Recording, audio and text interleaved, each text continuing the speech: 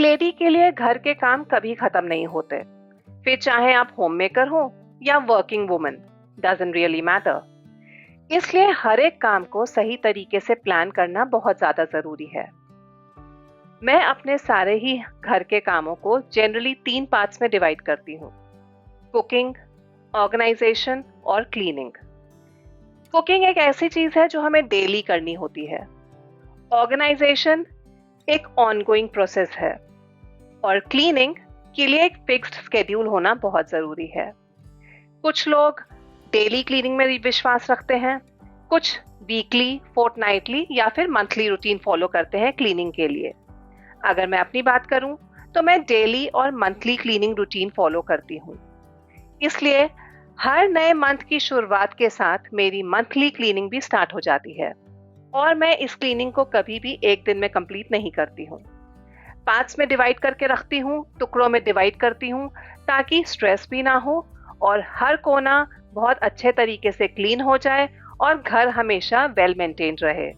थोड़ा थोड़ा करके एक एक एरिया फिनिश करती हूँ और ये तरीका मुझे सबसे ज्यादा प्रैक्टिकल लगता है क्लीनिंग का। तो नए मंथ की शुरुआत के साथ आज मैंने सोचा सबसे पहले गेस्ट रूम से ही स्टार्ट करती हूँ। कुछ दिन पहले गेस्ट आए हुए थे, इसलिए इस रूम का फोल्डेबल बेड मैंने खोल दिया था। अब क्योंकि वो जा चुके हैं तो इस रूम को मुझे थोड़ा सा रीसेट करना था। सबसे पहले मैंने मैट्रेस की क्लीनिंग के साथ शुरू किया। मैट्रेस हमें भले ही ऊपर से साफ दिखती है, लेकिन इसके अंदर बहुत सारा डस्ट और फाइन पार्टिकल्स जमा होते रहते हैं। इसको क्लीन करने के लिए मैं यूज कर रही हूँ Agaro Regal plus upright 2-in-1 vacuum cleaner. इसके साथ एक कनेक्टर आता है और इस कनेक्टर में लगता है ये मल्टीपर्पज ब्रश अटैचमेंट, जो कि किसी भी सरफेस जैसे कि मैट्रेस, पिलोज, सोफा या कुशन्स या फिर कोई भी फैब्रिक सरफेसेस की क्लीनिंग के लिए परफेक्ट है। इसके साथ एक लंबी 5 मीटर की कॉर्ड आती है। 800 वॉट की मोटर है इसकी और 6.5 kPa सक्शन पावर है, इसलिए अंदर जमी हुई डस्ट भी इजीली निकल जाती है। बहुत ही लाइट वेट मशीन है, ये ड्यूरेबल है और इसका एर्गोनॉमिक हैंडल इसके यूसेज को और भी ज्यादा कंफर्टेबल बना देता है।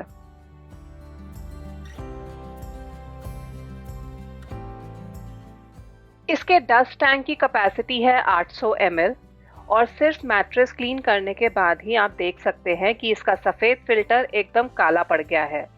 इसी से पता चल रहा है कि डस्ट कितनी ज्यादा इसने खींच ली है। मैट्रेस के अंदर की गंदगी, धूल, मिट्टी सब इसने सक कर ली है, जो नॉर्मल क्लीनिंग से साफ करना थोड़ा मुश्किल होता है। वैसे इस डस्ट टैंक और फिल्टर को कैसे क्लीन करना है ये तो मैं आपको एंड में ही दिखाऊंगी, जब मैं अपनी पूरी क्लीनिंग खत्म कर लूंगी। फिलहाल बेड को वापस हमने फोल्ड कर दिया और जैसे ही बेड बंद किया तो नीचे देखिए कितनी सारी जमी हुई गंदगी यहाँ भी नजर आई। ये हर बार होता है जब भी हम बेड खिसकाते हैं, सोफा खिसकाते हैं या फिर ऐसा कोई हैवी फर्नीचर खिसकाते हैं तो नीचे काफी ज्यादा गंदगी हमें मिलती ही है। अब इसे क्लीन करने के लिए मैं प्रीवियस अटैचमेंट्स हटा दूंगी, कनेक्टर भी हटा दूंगी और फ्लोर क्लीनिंग ब्रश इसका लगाऊंगी। साथ ही में इसके एक एक्सटेंशन स्टिक भी आती है जिसको अटैच यहाँ पे मैं कर रही हूँ ताकि बिना झुके अब मैं फ्लोर की क्लीनिंग कर पाऊँ। और देखते ही देखते पूरा फ्लोर मिनटों में क्लीन हो गया। इस अटैचमेंट के साथ आप कारपेट्स वगैरह भी आसानी से क्लीन कर सकते हैं। सबसे अच्छी बात तो ये है कि अगर आप डस्ट एलर्जिक हैं तो आपके लिए तो ये और भी ज़्यादा यूजफुल है, क्योंकि इससे डस्ट नहीं उड़ता है। ये हर चीज़, हर डस्ट, हर गंदगी सक कर लेता है और ऑनेस्टली क्लीनिंग बहुत ज़्यादा आसान हो जाती है। मतलब कहने को मैं डीप क्लीनिंग कर रही हूँ, लेकिन बिना किसी मेहनत के, बिना किसी स्क्रबिंग के, बिना बहुत ज़्यादा टाइम लगाए, तो और क्या चाहिए।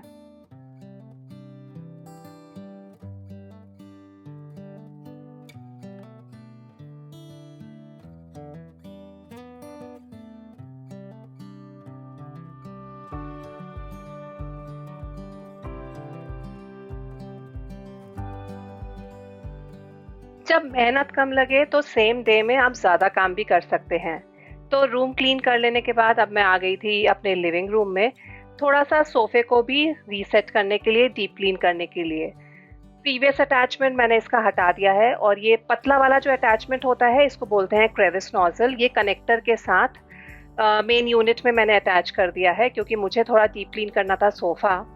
लिविंग रूम तो घर की वो जगह है जहाँ पे हम सबसे ज़्यादा वक्त बिताते हैं। यहीं बैठते हैं, टीवी देखते हैं, कुछ खाते पीते रहते हैं, बच्चे पढ़ाई भी यहाँ करते हैं, क्राफ्ट वर्क भी उनका चलता रहता है, तो सोफे पर क्रम्स या डस्ट का जमा होना बिल्कुल नॉर्मल बात है। और सोफे के साइड्स, नीचे के कॉर्नर्स, वहाँ तो हाथ भी नहीं ठीक से पहुँचता, बहुत मुश्किल होती है सफाई करने में। ऐसे में ये वैक्यूम क्लीनर काफ़ी ज़्यादा हैंडी आता है। सोफे के बीच में, साइड्स में फंसी हुई गंदगी, डस्ट, छोटी-मोटी मैल सब कुछ इजीली सक कर लेता है और हार्ड टू रीच कॉर्नर्स की भी सफाई बिना किसी एक्स्ट्रा मेहनत के आराम से, बिना ज़्यादा टाइम लगाए हो जाती है।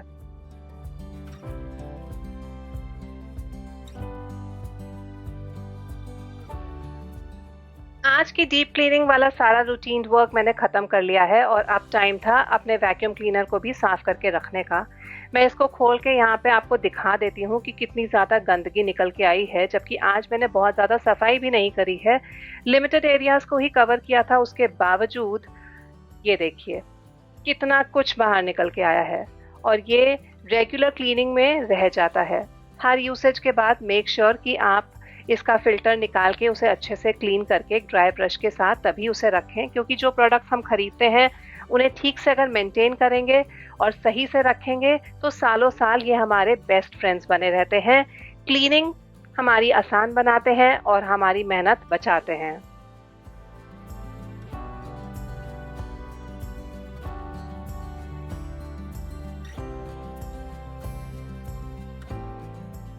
बाकी सारे अटैचमेंट्स को भी आप एक ड्राई क्लॉथ के साथ अच्छे से पोंछ के तभी स्टोर करके रखिए। मुझे पर्सनली कन्वीनियंस में इन्वेस्ट करना पसंद है। अगर कोई प्रोडक्ट मेरी मेहनत कम कर दे, टाइम बचाए और काम भी अच्छा करे, तो मैं उसमें इन्वेस्ट करना वर्थ समझती हूँ। इसलिए ये प्रोडक्ट मेरी रेगुलर क्लीनिंग रूटीन का हिस्सा बन चुका है। अगर आपको भी खरीदना है तो इसका बाइंग लिंक मैं आपको नीचे डिस्क्रिप्शन बॉक्स में दे दूंगी।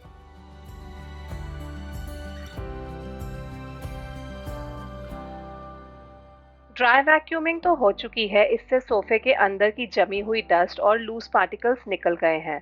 अब नेक्स्ट स्टेप था मेरा फैब्रिक को फ्रेश करना। इसलिए मैंने एक सिंपल सा होममेड सॉल्यूशन इसके लिए बनाया है। बहुत आसान है सोफे के फैब्रिक को घर पे ही प्रोफेशनली क्लीन करना।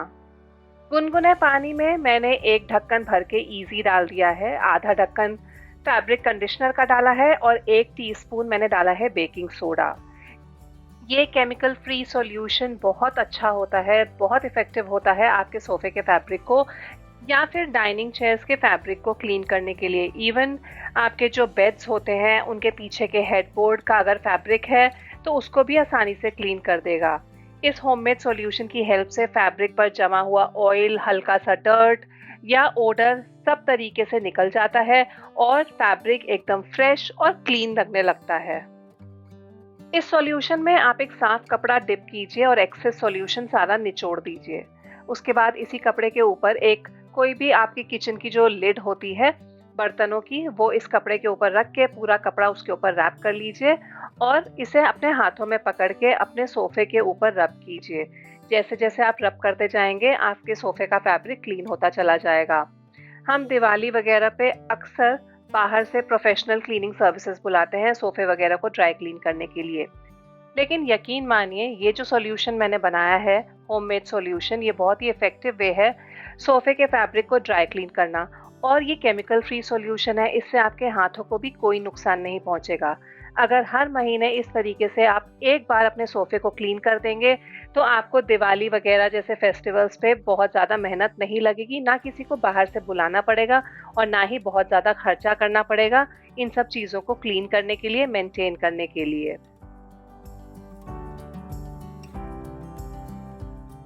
क्योंकि मैं तो हर महीने इस तरीके से एक बार अपने सोफे को साफ कर देती हूँ तो बहुत ज़्यादा गंदगी नहीं निकली है।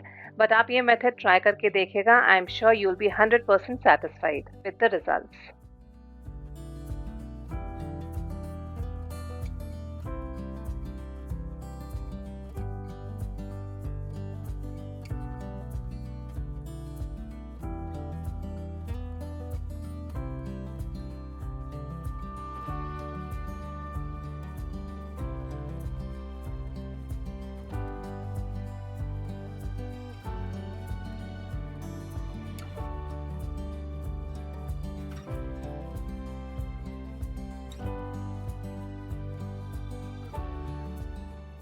ये सारे आज के डीप क्लीनिंग के टास्क निपटाते निपटाते मुझे लगभग 12 बज चुके थे और अब टाइम था मेरा लंच बनाने का।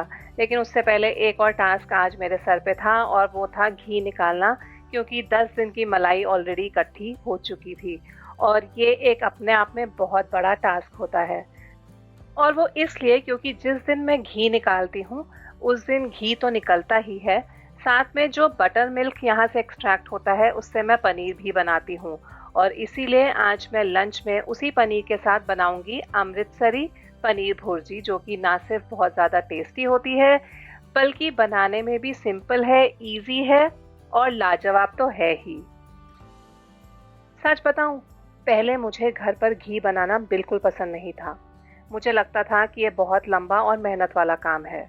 लेकिन जब से मैंने ये रियलाइज़ किया कि सिर्फ एक ही प्रोसेस से शुद्ध घी, मक्खन और पनीर तीनों चीज़ें घर पे एक साथ बन जाती हैं, तब से मेरा नज़रिया ही बदल गया। अब ये काम मुझे टीडियस नहीं बल्कि काफ़ी सैटिस्फाइंग लगता है। सबसे अच्छी बात यह है कि हमें पता होता है कि हम शुद्ध चीज़ें कंज्यूम कर रहे हैं, एडल्ट्रेटेड नहीं।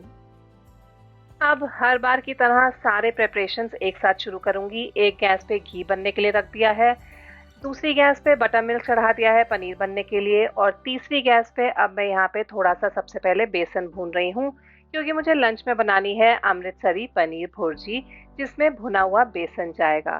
तो ड्राई रोस्ट कर रही हूँ मैं यहाँ पे बेसन को। लगभग 2 टेबलस्पून के करीब मैंने बेसन लिया है और लो फ्लेम पे इसे मैं ड्राई रोस्ट कर लूँगी। एंड हाँ, लाइक आई ऑलवेज से, साथ साथ क्लीन एज यू गो। बेसन को भूनने में ज़्यादा टाइम नहीं लगता, बट हाँ, ध्यान देना होता है कि इसे लो फ्लेम पे ही आप भूनें। और क्योंकि मैंने 3 गैस एक साथ चलाई हुई हैं तो definitely I have to make sure कि कोई भी चीज़ कहीं पे भी जले नहीं, गिरे नहीं। यहाँ पे जब मैं बटर मिल्क को चेक कर रही थी तो इसमें भी बहुत अच्छे से बॉईल आ गया था, लेकिन आज ये अपने आप फटा नहीं। जनरली ये अपने आप फट के ही पनीर बन जाता है।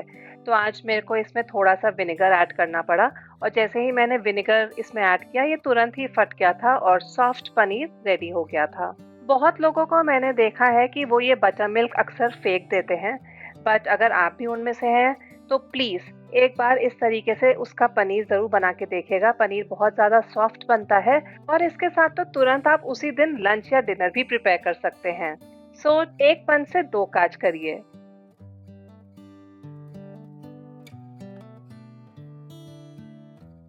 मैं जनरली इस पनीर को स्टोर करके नहीं रखती, सेम डे ही इसके साथ कुछ ना कुछ बना देती हूँ। जैसे कि आज बना रही हूँ अमृतसरी पनीर भुर्जी, जिसके लिए अब मैं कटिंग चॉपिंग पहले ही कर लूँगी। बेसिकली मुझे सिर्फ एक बड़ा प्याज चॉप्ड चाहिए, एक हरी मिर्ची और टमाटर। टमाटर मैंने एक बड़े साइज का लिया था, उसको भी छोटा छोटा चॉप कर लिया। अब इसे बनाने के लिए गरम तेल में सबसे पहले मैंने 1 टीस्पून जीरा डाल दिया है और उसके बाद कटी हुई हरी मिर्च और कटा हुआ प्याज। इसे हम सौटे करेंगे और 1 आध मिनट सौटे कर लेने के बाद हम इसमें डाल देंगे अदरक लहसुन की पेस्ट। इसको हमें अच्छे से भूनना है तब तक जब तक कि इसका रॉ फ्लेवर निकल नहीं जाता। और इन द मीनवाइल यहाँ पे मैं एक बेसिक प्रिपरेशन कर रही हूँ।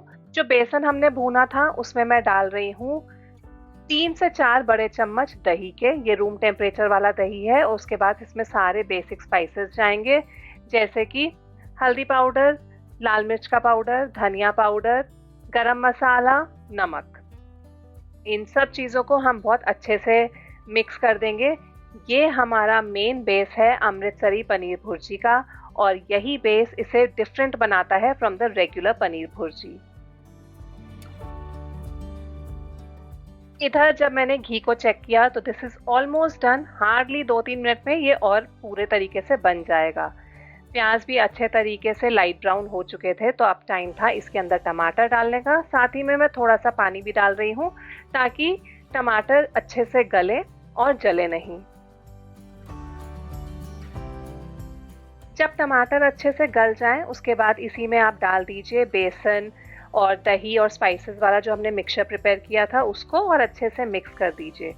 1 आध मिनट अच्छे से मिक्स कीजिए तब तक जब तक कि ये सारा जो मसाला हमने बनाया है, प्याज, टमाटर, बेसन, दही, स्पाइसेस, सब एक साथ ना हो जाए और थोड़ा सा ऑयल रिलीज ना कर दें।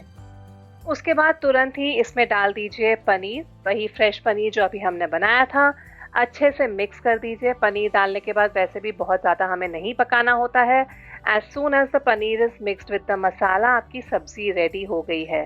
ऊपर से सिर्फ गार्निश कीजिए कसूरी मेथी के साथ और फ्रेश कटे हुए हरे धनिए के साथ, और अमृतसरी पनीर भुर्जी रेडी हो गई है।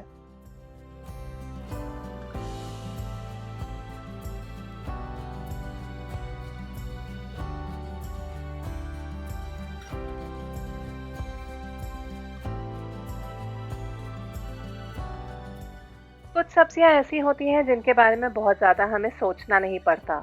आलू, पनीर जैसी चीज़ें हर कोई आराम से खा लेता है, फिर चाहे वो बड़ा हो या फिर बच्चा ही क्यों ना हो। और देखा जाए तो हाई प्रोटीन सब्जी है, इसमें मैंने कोई बहुत ज़्यादा क्रीम वगैरह या मलाई वगैरह नहीं डाली है। सिंपल सी रेसिपी है, फटाफट बनने वाली है, तो ऐसी चीज़ें कोई क्यों ना घर पे बनाए। लेट मी नो कि आप ये रेसिपी ट्राई करेंगे या नहीं, और अगर हाँ तो मेरे साथ इसकी पिक्चर्स शेयर करना मत भूलिएगा। वैसे आप अपने सजेशंस भी मुझे दे सकते हैं कि आप लंच या डिनर में क्या खाना पसंद करते हैं। आई एम श्योर मुझे भी वहाँ से कुछ ना कुछ आइडियाज ज़रूर मिलेंगे और मेरी भी ये दुविधा ज़रूर सॉल्व होगी कि अब आज क्या बनाऊँ। तो बस यही था आज के वीडियो में। उम्मीद करती हूँ कि आज का वीडियो भी आपको पसंद आया होगा, आपके काफ़ी काम आया होगा और यहाँ से कुछ ना कुछ आपको नया सीखने को ज़रूर मिला होगा। अगर आपके लिए मेरे पास कुछ सजेशंस हैं, कुछ सुझाव हैं, तो प्लीज़ मुझे नीचे कमेंट करके ज़रूर बताइएगा। आपके कमेंट्स का मुझे हमेशा इंतज़ार रहता है। If you are new to my channel, please don't forget to subscribe and also hit the like button, hype button also, so I can get some motivation, ताकि मैं ऐसे ही और बहुत सारे वीडियोस आपके लिए लाती रहूं। On that note, मैं नीलिमा अब चलती हूँ। जल्द ही अपने अगले वीडियो में आप सबके साथ मिलूंगी। Till then, take care, keep smiling and keep watching. Bye bye.